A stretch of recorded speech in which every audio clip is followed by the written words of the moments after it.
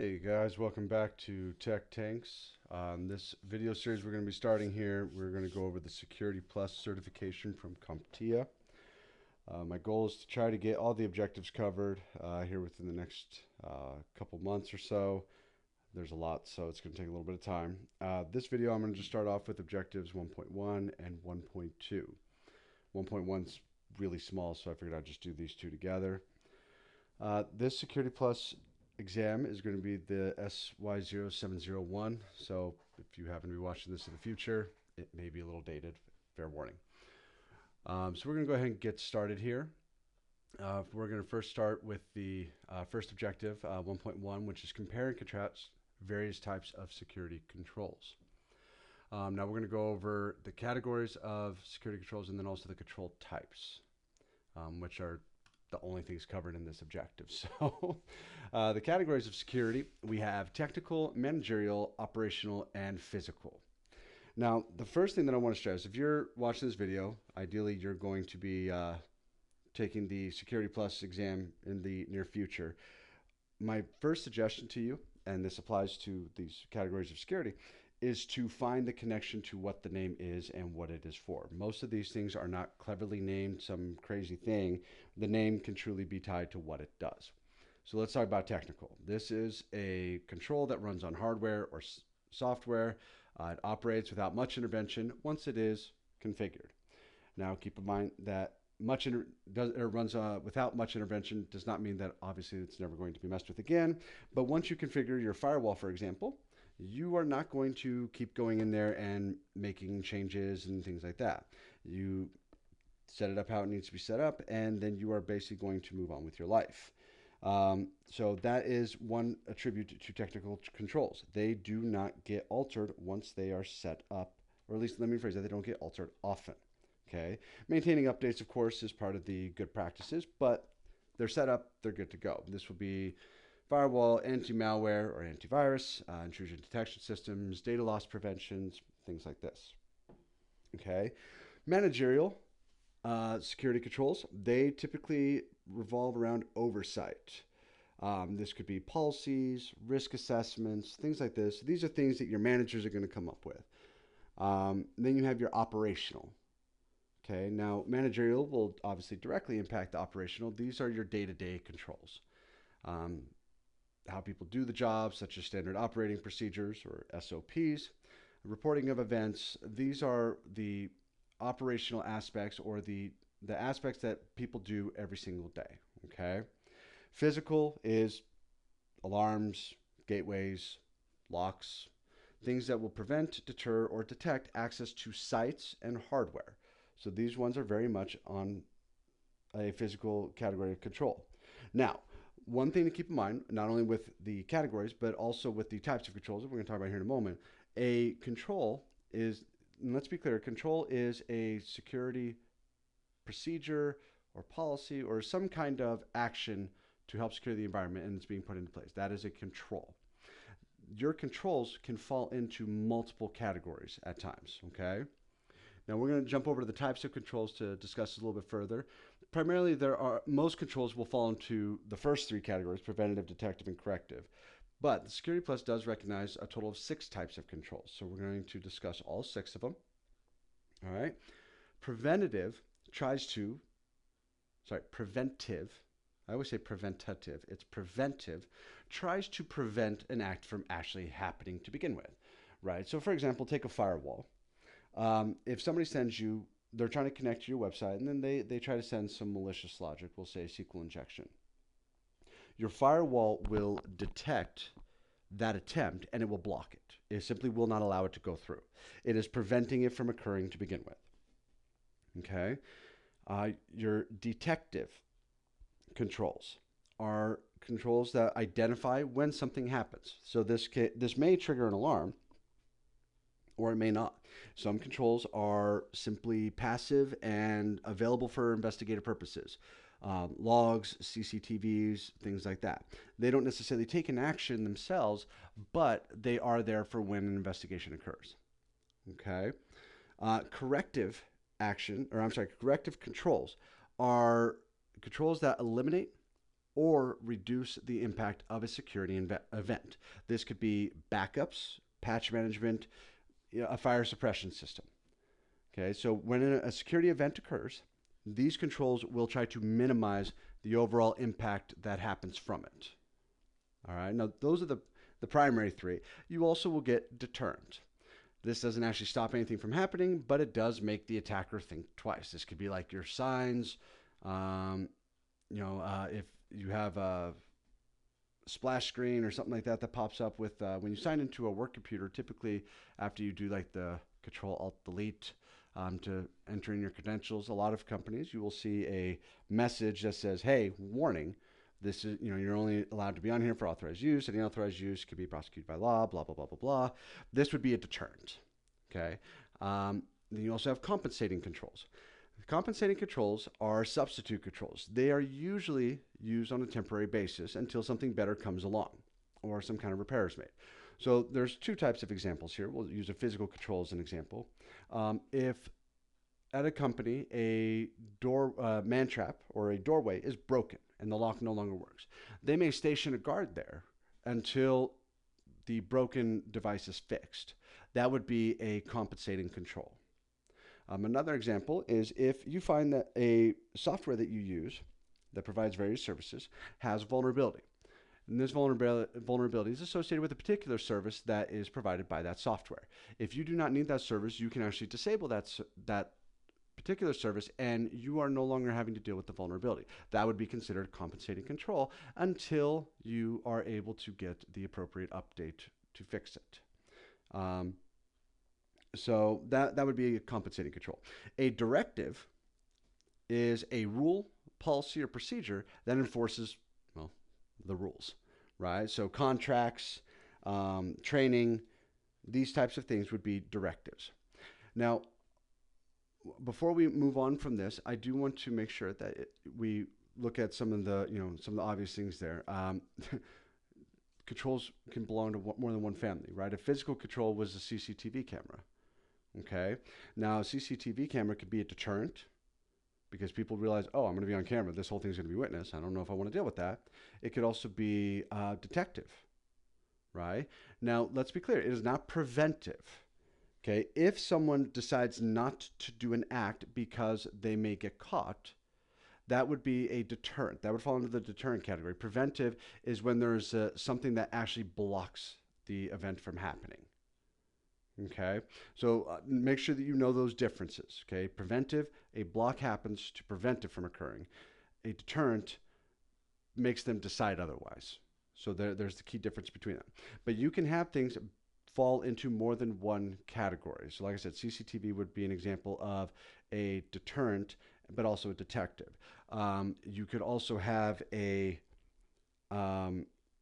guard can be preventive, detective, corrective, and a deterrent, and also compensated, right? So a guard can actually fall into every single one of these categories minus directive.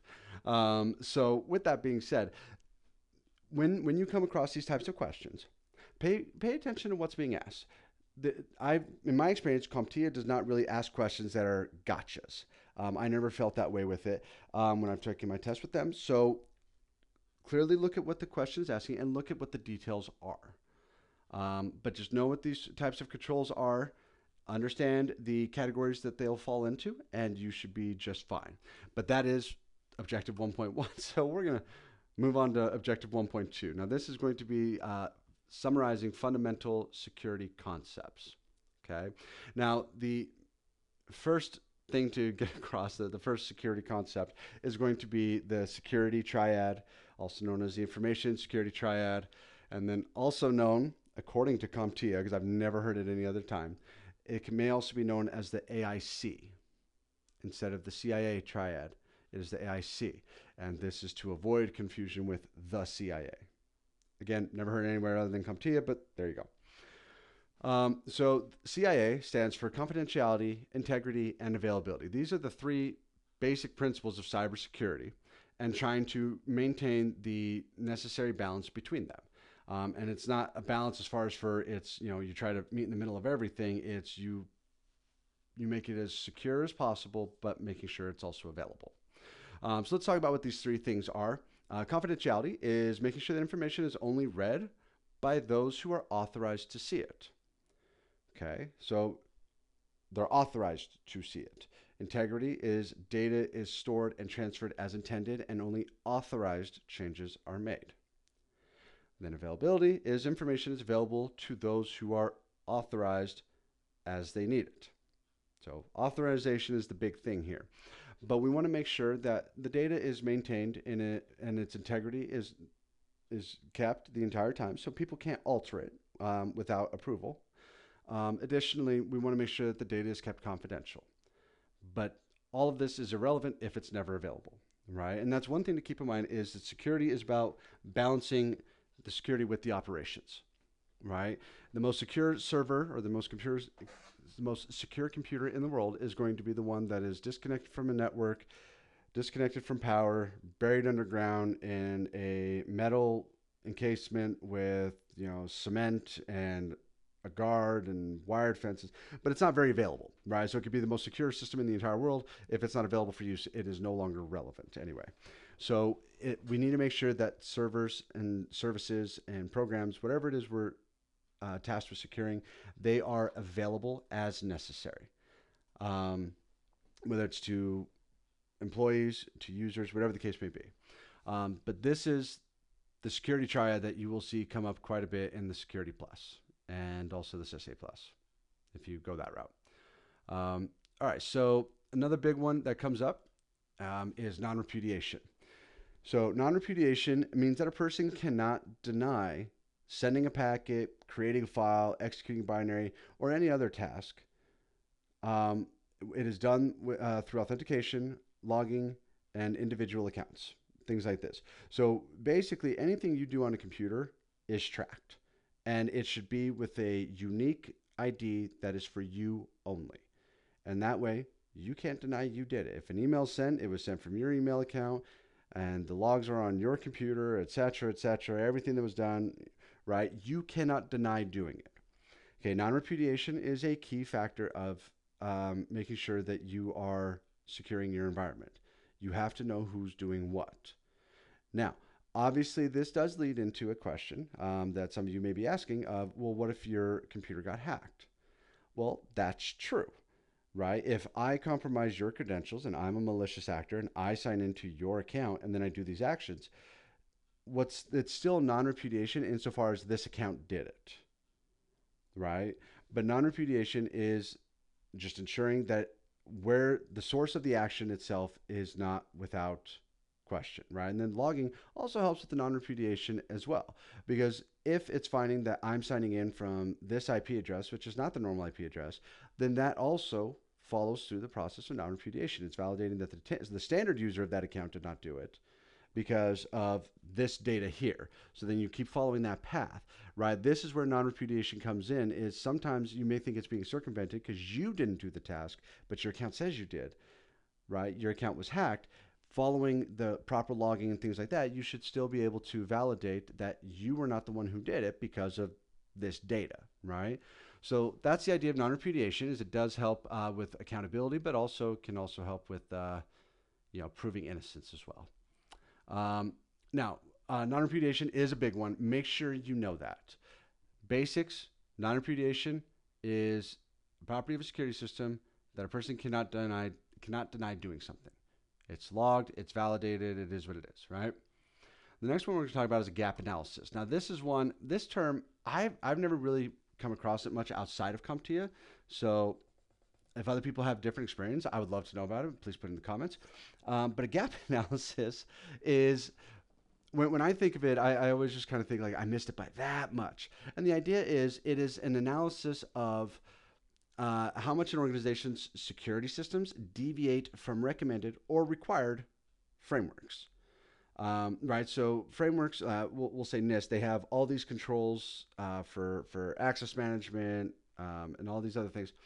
And the idea behind it is, okay, there's 10 controls that are recommended for my system, for whatever the system is for. And looking at it, it's like, okay, I'm hitting 6 out of the 10 or something like that. So one way that you could actually display this, show it, is what you see here on this image, which is the controls and then the actual versus required. Asset management, there are 4 out of 6 controls in place, right? Risk assessment, there's 3 out of 6. Obviously, that's bad. Now, when you look at this, one thing to keep in mind, and this is just going a little bit past what CompTIA will say on it, but this is just for work purposes.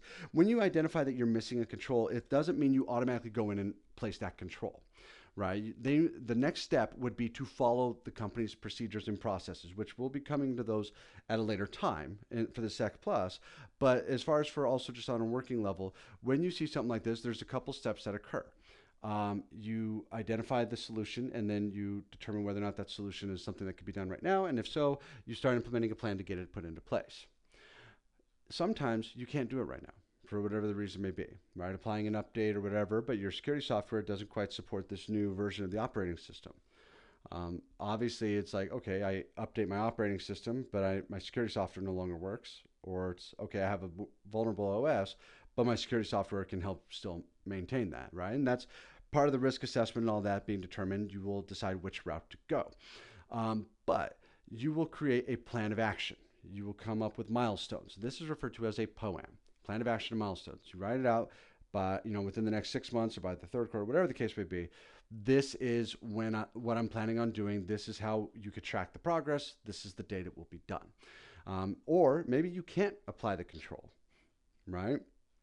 We'll say you're running a legacy system because the software that's being used doesn't support more modern operating systems. So you got a computer that's still using, Windows XP. Well, you need to work on an exception at that point. You got to do compensating controls, right? Well, yes, updating the operating system would be the best thing. That's not an option. So I got to compensate for this. What can I do in its place? Right? So that's all the process that goes into a gap analysis. After you determine where you're lacking when it comes to the recommended or required framework, then you can determine what next steps there are. Okay? Now, the next part we're going to talk about is access control. Now, this is going to look a little different. If you're following along, looking at the objectives don't list IAM, right, which is Identity and Access Management. However, if you go down to the Terms to Know section, it is on there. If you have looked over the CompTIA website, their material directly, IAM is listed in there. So I'm going to go over both, and really there's not much of a difference between them, so FYI. Identity and Access Management, or IAM, is a more modern access control. Okay, access control is exactly what the name is. It controls the access. It's that simple. So this breaks it down into how that's done. So again, IAM is Identity Access Control. AAA or AAA is Authentication, Authorization, and Accounting. Now, the difference between them is the first one, identification. Identification in IAM is create an account or some kind of identifier that is unique to the user, device, or process. Now, let's be very specific, or let's be very clear here. I am saying user, device, and process. Okay? Reason being is if you have a smart home, if you have smart devices within your home, you may have, for example, a sensor on your door and a sensor on your windows, indicating whether or not the window or door is open or closed. You need to be able to identify which sensor that is, right? Because if you have an alarm system that says, hey, something's open, that's not very helpful, right? If my front door's open, that's a lot different than, hey, the basement window just opened up. So you need to be able to identify with a unique identifier what device is triggering, or process, right? If you have, any kind of service that runs or a process that runs that may have to reach out to other devices, it needs a way to be able to authenticate. And there has to be a way to be able to identify that particular process and, of course, your users. Now let's go into what's shared between these two access controls. Authentication. It is a method that proves the user is who or what they claim to be. This could be a token, a password, or some other form of authentication. And now you got like multi-factor authentication, et cetera, et cetera. But authentication is basically, I claim, I am Tech Tanks. Okay, prove it. What's your password? Well, here's my password. Great. Well, anybody can have that password. So now I want you to use your one-time password, right? Your token. I want you to use your smart card, whatever the case may be. That would be multi-factor authentication. They are authenticating who I claim to be. Next part is authorization, which is determining what rights the authenticated user has for each resource. And this could be based on groups, it could be based on ownership, it could be policy based, discretionary based. There's all sorts of different things out there. But authorization is determining what rights or permissions you have. Okay, so these two get mixed up quite a bit, especially for new people. Now, if you already know this, great. But if you're kind of questioning the difference between the two, let's just kind of highlight it. Authentication is verifying who you are. Authorization is what you're allowed to do. That's the difference. And then, of course, you have accounting. This goes back to that non-repudiation thing that we had talked about, which is tracking the authorized usage of a resource or actions and alerting when something shouldn't be happening. Okay, so that would be accounting. Now, the big difference between these two is identification is blatantly stated in IAM, right? Identity and Access Management. Okay, now authentication, authorization, and accounting, for the most part, has always had identification. That it was kind of put in there with the authentication part. But the reason why this is becoming the more modern idea is because there was a point in time where there were shared accounts. Shared accounts are evil. They're evil incarnate, they're terrible, and occasionally they have to happen. But we try to avoid them because if I have credentials to, we'll say, a service account, and Bob over there has credentials to a service account, well, the problem is that you don't know who did what anymore.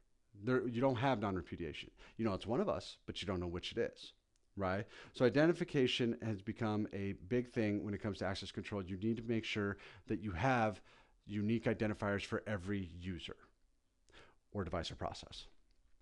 Okay, now we're going to get into a really deep, fun topic, and we are going to take a very, very large view of this because this is a very detailed process. So let's talk about what zero trust is. Zero trust assumes that all devices, users, and services are not trusted and need to be authenticated and authorized before accessing network resources. This zero trust does include anything within the network perimeter as well.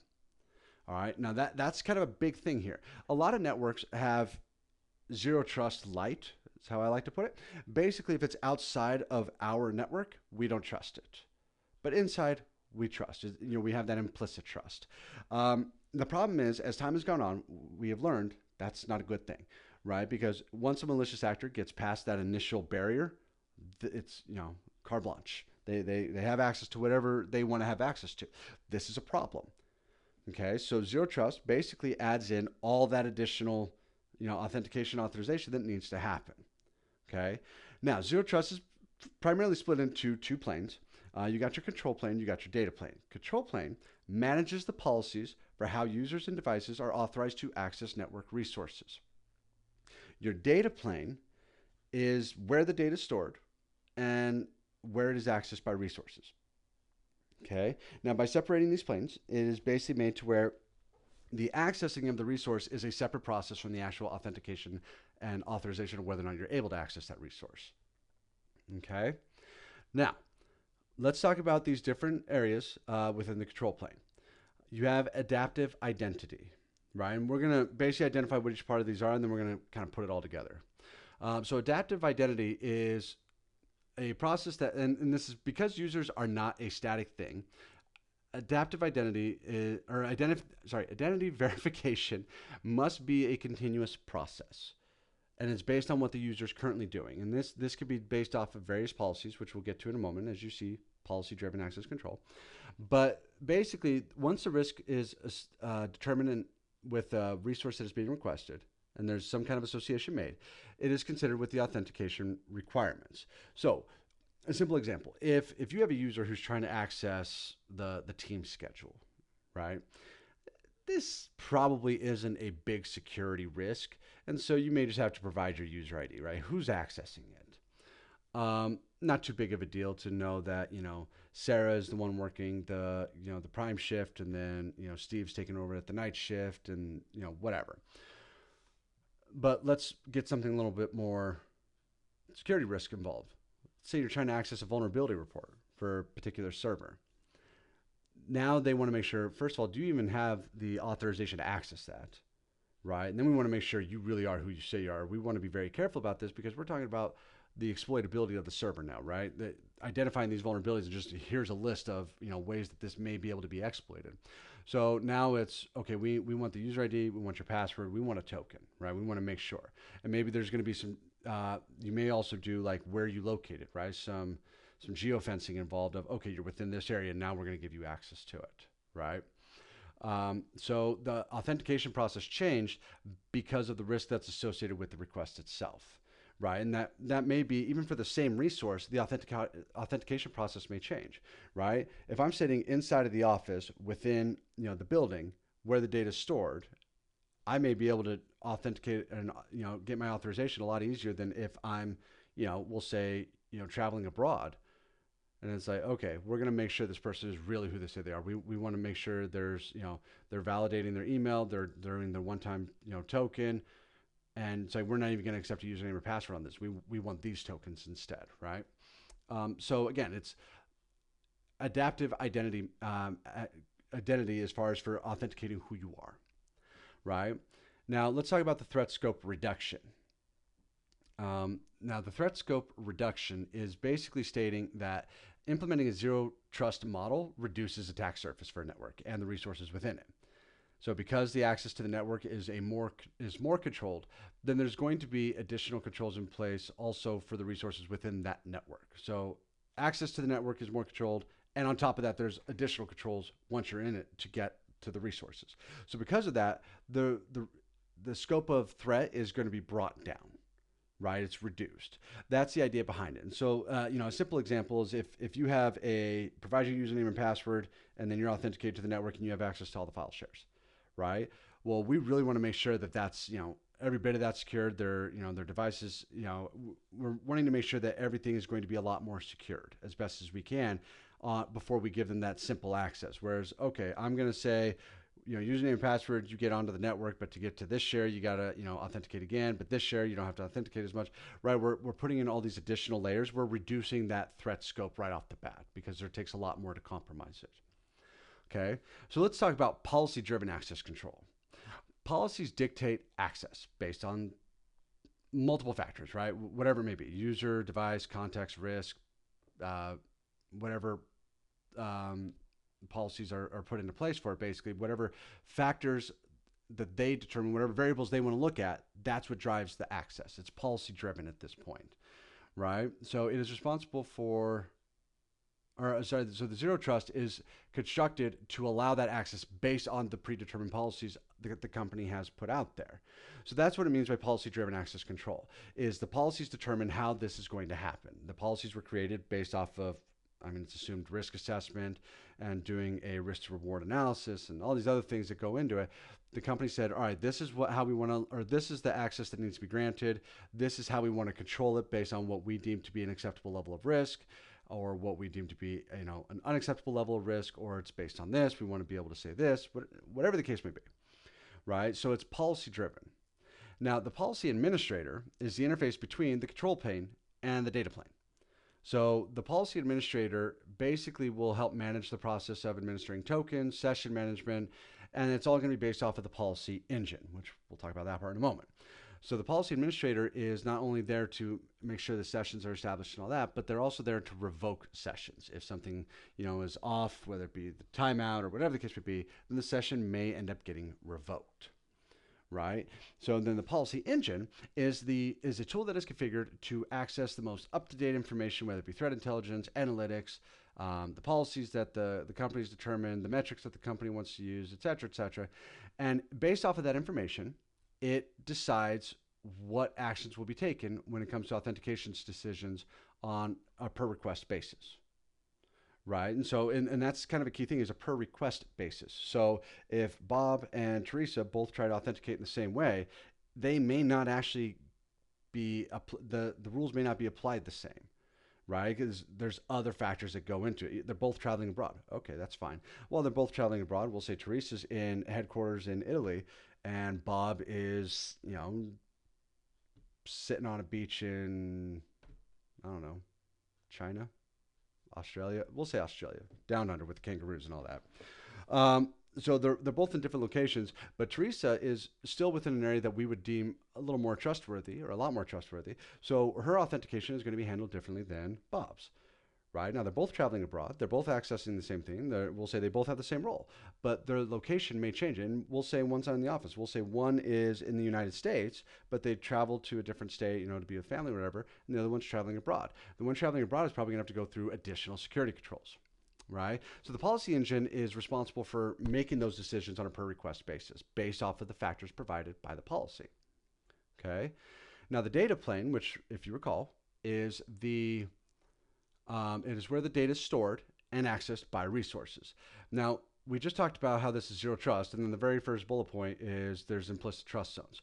Understand that the implicit trust zones are going to be the data pathways that are established between the enforcement point, which we'll be talking about here in a moment, and so it's between the enforcement point and then also the resource. Now, this is secured based off of that authentication that occurs, and it is secured through IPsec protocols or whatever the case may be, to where it is something that cannot be tampered with, and so it's considered a trusted zone at that point, right? Now the subject is the user who is making that request. The system is the device that they're using to make that request. So the policy enforcement point is going to be that interface between the policy administrator, and this is the only thing that interfaces with it, to set up a secure data pathway. And that secure data pathway is for approved access to the resource. Okay. Now it's also responsible to revoke that access if the decision is for it to be revoked at any point. So the policy enforcement point is kind of that spot where everything is going to be done. Okay. So hopefully that kind of gave you that 1,000-foot view. This is about the level you need to know when it comes to zero trust. You need to know what it is. You need to know basically what these basic areas are. Okay, so the next thing we're going to talk about is physical security. And this one's a lot easier. There's only a couple areas that typically throw people off. So let's talk about physical security, right? Your layout and your perimeter, you have fencing, lighting, and bollards. Fencing and lighting, I think, is pretty self-explanatory. Now, keep in mind, lighting is also not only the perimeter, but also, of course, internally as well, like inside of the building and whatnot. But bollards, this one throws off a lot of people because they don't know what these are called. You've seen them all the time in front of Target or whatever the case may be. It's basically, typically, a vertical post of some sort made out of, some kind of durable material, whether it be metal, cement, or something else. But that's what's depicted in the picture right here. And so these are what bollards are. You do see them constantly. They're not for people to jump over YouTube. And then we also, of course, have video surveillance, motion recognition, data or object detection, and then drones and UAV. Now, one thing I want to be clear on is this is not motion detection. It's motion recognition is what's being brought up on the video surveillance when it comes to CompTIA. When they bring up video surveillance, they bring up motion recognition. Okay, this would be like a gate scan or something like that. So if you've ever seen like Mission Impossible, I think it was Rogue Nation, where they're walking through and it's like checking how they walk and all that, that would be motion recognition. Okay, object detection. This is definitely becoming a lot more common. You can find a bunch of videos on YouTube on how to set it up with your Raspberry Pi. But basically, it is going to be a setup where it detects various items, and this can create auto-generated alerts. I've worked in some places where if the camera identifies a weapon, it automatically generates an alert for a quick analysis, things like that. Then, of course, you have your drones and UAVs, which are able to see a much higher view. Drones and UAVs aren't going to come up much in the exam, but you may see these other ones. Then you also do have like security guards. And then another one that a lot of people get confused with is industrial camouflage. This is not where you throw like a leaf-colored tarp over your business. Industrial camouflage is basically when you try to make the purpose of the building or part of the building less obvious. So the idea is you don't want to draw attention to that section, right? So an example would be, hey, Marvel fan here. If you think of Captain America, which one was it? No, it was the one where Captain America and Black Widow end up going back to the base where Steve Rogers was from. But anyway, they had that building. It looked like a standard army bunker. It was like a weapons room and all that. And he made the comments like that's not supposed to be there. That was industrial camouflage. They made the headquarters for for the secret organization hidden within a mundane looking building, right? Steve Rogers only recognized that it simply didn't belong there. So they didn't do a very good job of it, obviously, because anybody who knows Army regulations, they would recognize that. But that would be an example of industrial camouflage, right? So going into more physical security, we have gateways and locks.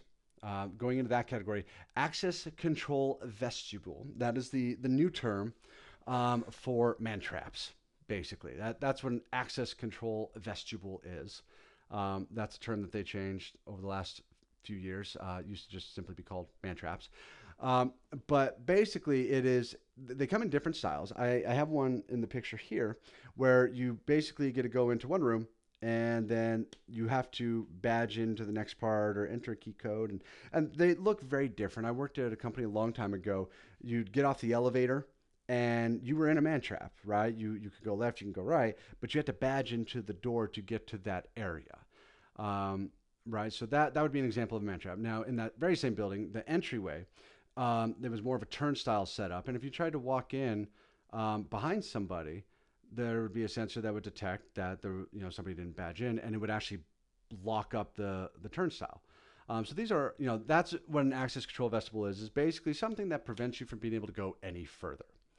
Okay, and for access badges, I'm pretty sure everybody's relatively familiar with these. That's your badge where you scan it, maybe you tap it, there's a magnetic strip, whatever the case may be.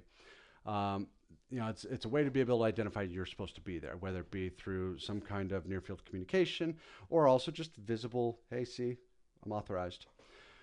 And then you have your locks. Now with the locks, the CompTIA material goes over mechanical and digital locks.